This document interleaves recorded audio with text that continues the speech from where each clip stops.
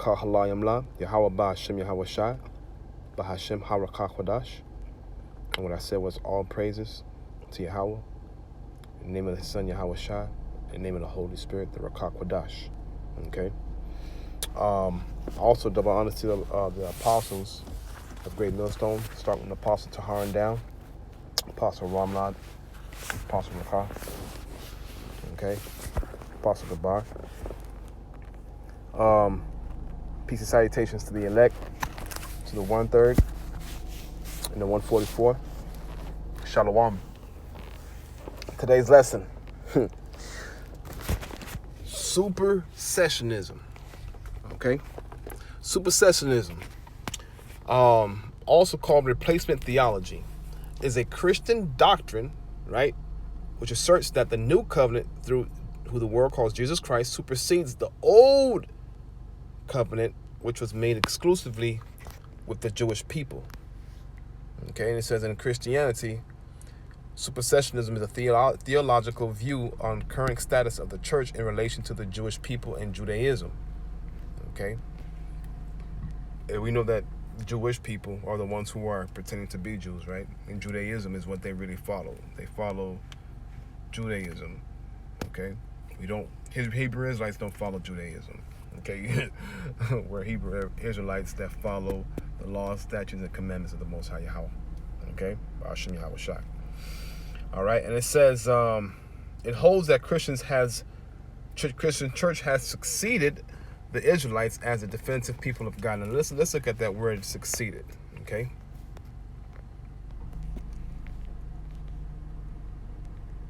Let's see here. Seated.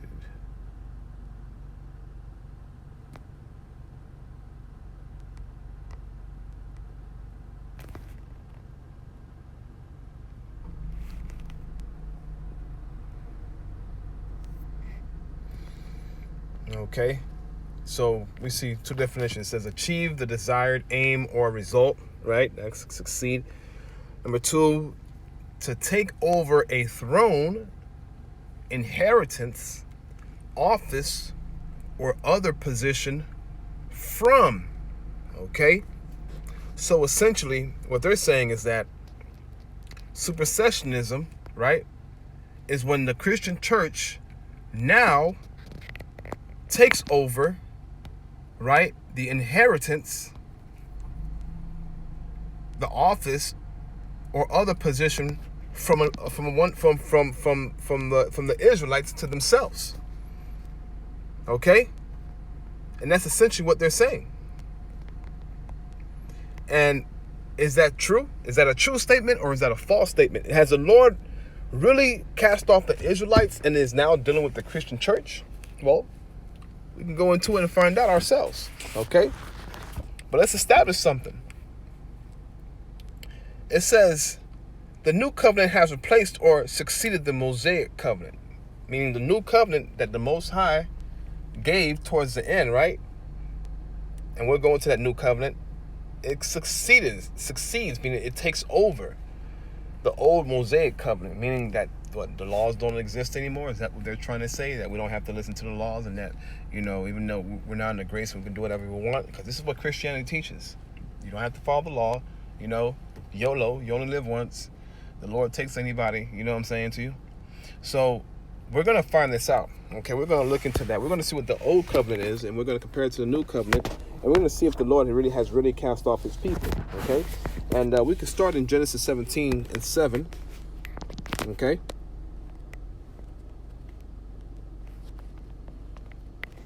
Genesis 17:7, it says, and I will establish my covenant between me and thee. And this is a conversation that the Most High Yahweh is having with Abraham, our forefather, okay?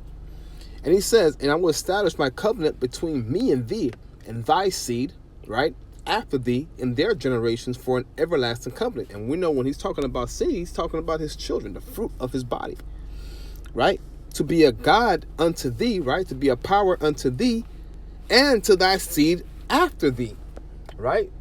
So he's making a covenant like, yo, I'm gonna be your king. I'm gonna be your power. Okay, you're gonna be my people. And he says, and I will give unto thee and to thy seed and after thee the land wherein thou art a stranger. Okay, so the Lord is promising us land, right? And we all know what comes with land. With land, you have food through the sheep, through the cattle, or through whatever lawful food is on that land. We have access to that. So there goes hunger. There's no need for food. And then we will talk about clothing, garment, right? What is cotton made of? Cotton, garments are made of an actual plant. Linen is made from the flax plant, right? That's an actual plant that grows on land. So we now have food, we have covering. What else we have? We have protection from the elements, right? Through the trees. Okay? We could build homes from the things that are on the land, right? So the Lord's offering us protection. He's offering us food, offering us clothing, right? And all we have to do is obey him. Okay? And he's making a covenant between Abraham and his seed after him. Right? And he says, this is my covenant which you shall keep between me and you and thy seed after thee. And every man among you shall be circumcised. Okay? Let me see if I went a little further than I expected. Back to verse 8, it says, and I will give unto thee and to thy seed and after thee the land wherein thou art a stranger, all the land of Canaan, for an everlasting possession, and I will be their power. And power said unto Abraham, thou shalt keep my covenant, therefore, thou and thy seed after thee in their generations. And this is my covenant which you shall keep between me and you, and thy seed after thee. Every man child among you shall be circumcised, and you shall circumcise the flesh of your foreskin, and it shall be a token of the covenant between me and you. So now the circumcision is a sign of the covenant, the promise, right?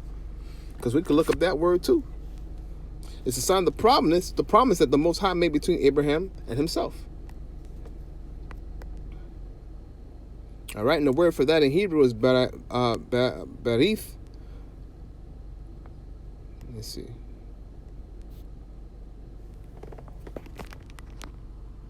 Okay.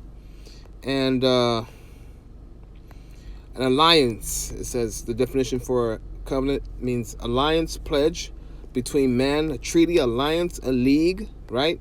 A constitution, an ordinance, right? Because with this covenant, there comes statutes, laws, commandments, ordinances, right? An agreement. Okay, so we have an agreement. We have an alliance with the Almighty Power, that He will be our power and we will be His people.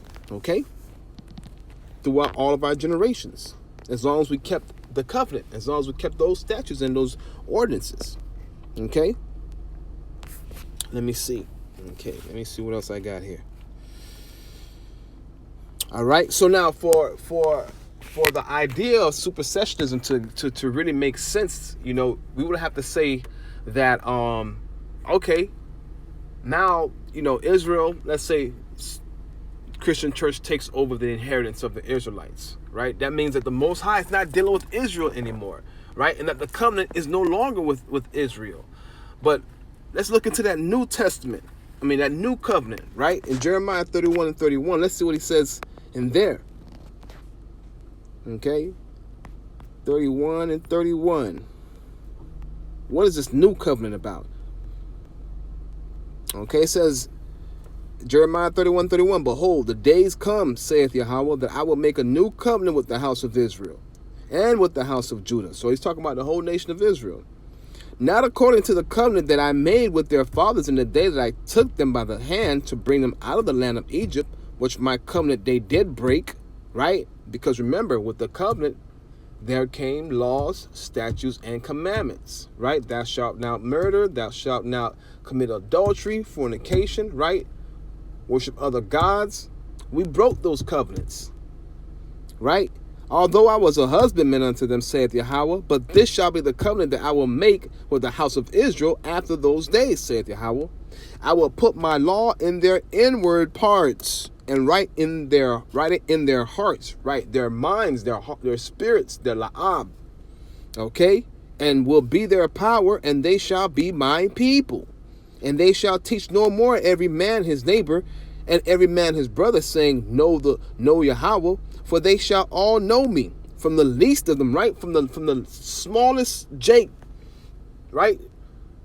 To the ones that to the greatest of them all. Okay? They shall all know me. Okay? And he says, what else?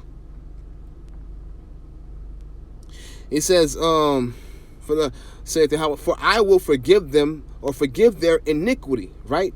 Their state of sin, their condition of sin. And I will remember no more, I will remember their sin no more. Thus saith Yahweh, which giveth the sun for a light by day.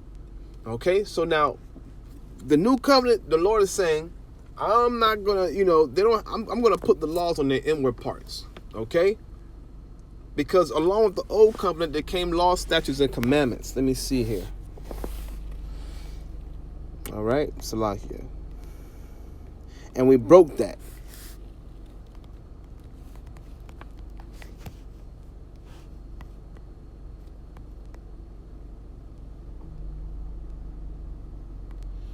Let me see.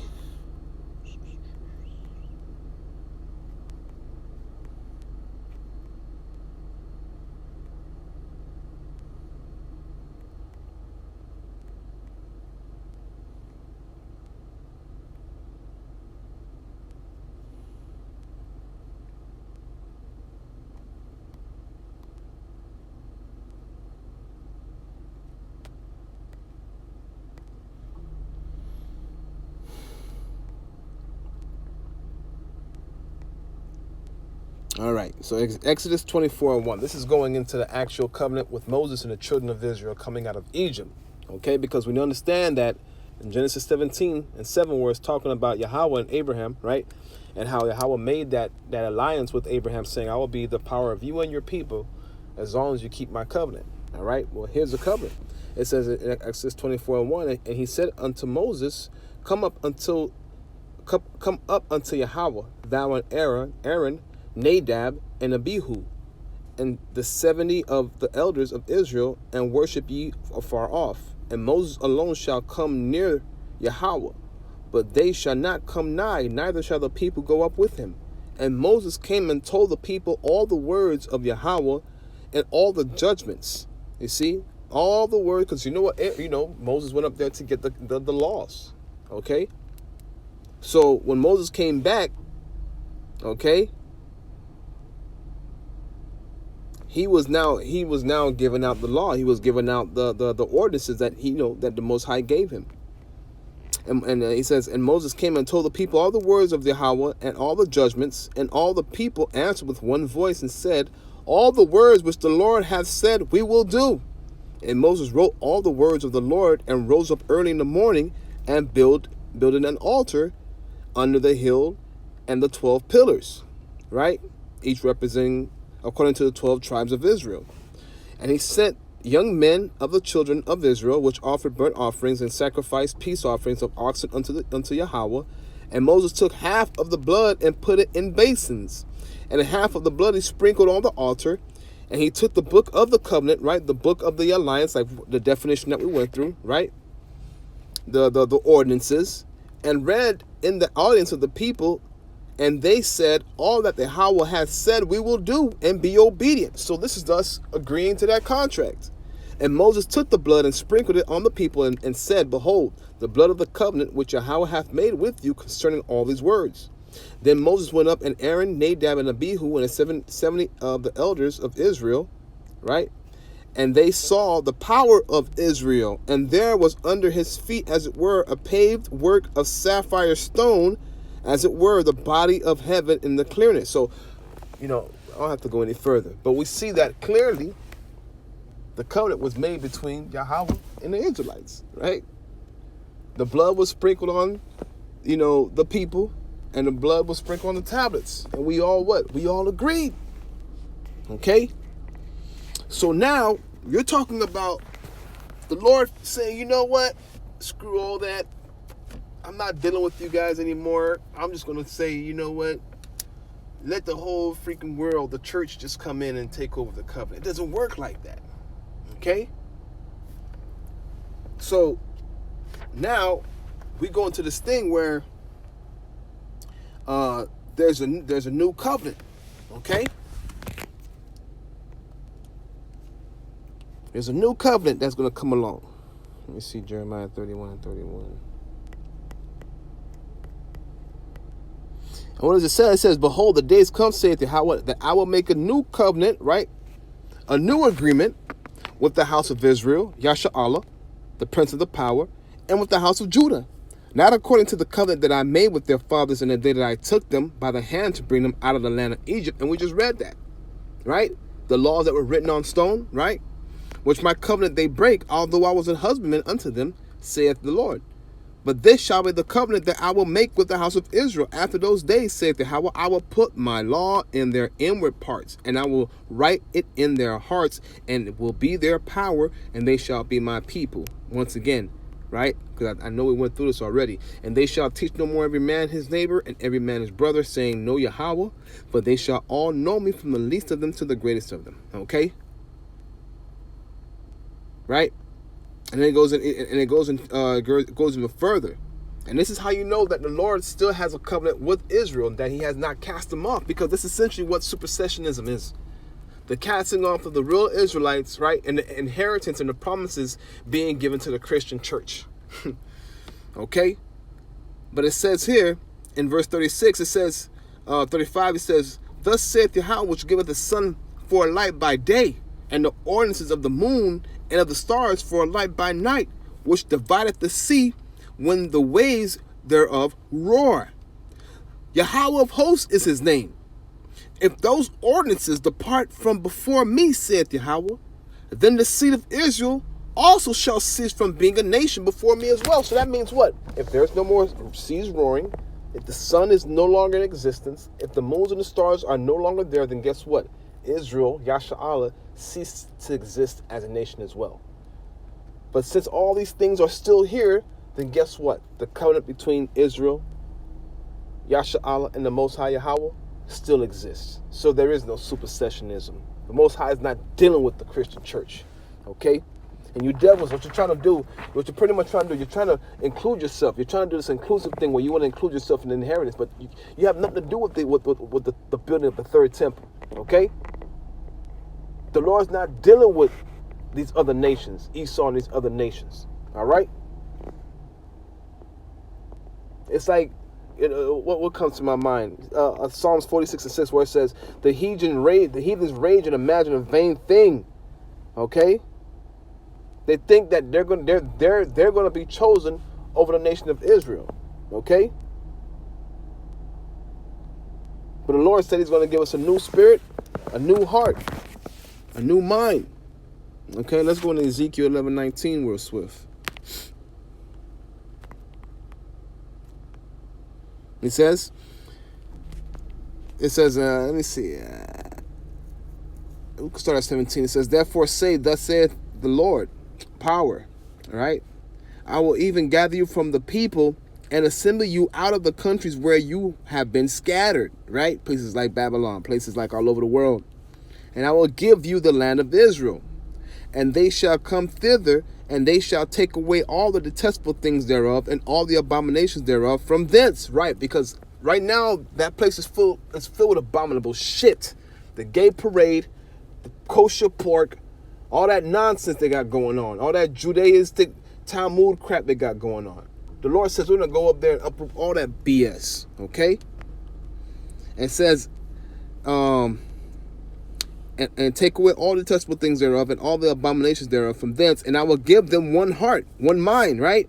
And I will put a new spirit within you, and I will take the stony heart out of their flesh, and will give them a heart of flesh. So that means what? No longer would we have to have the law on that stone, right? The laws are going to be written on our inward parts, according to Jeremiah 31. Okay? And will give them a heart of flesh, that they may walk in my statutes and keep my ordinances and do them. And they shall be my people, and I will be their power. Okay? Hopefully this lesson was edifying. Barakatah Yahweh Ba'Shem Yahushai, and the Baba Ball.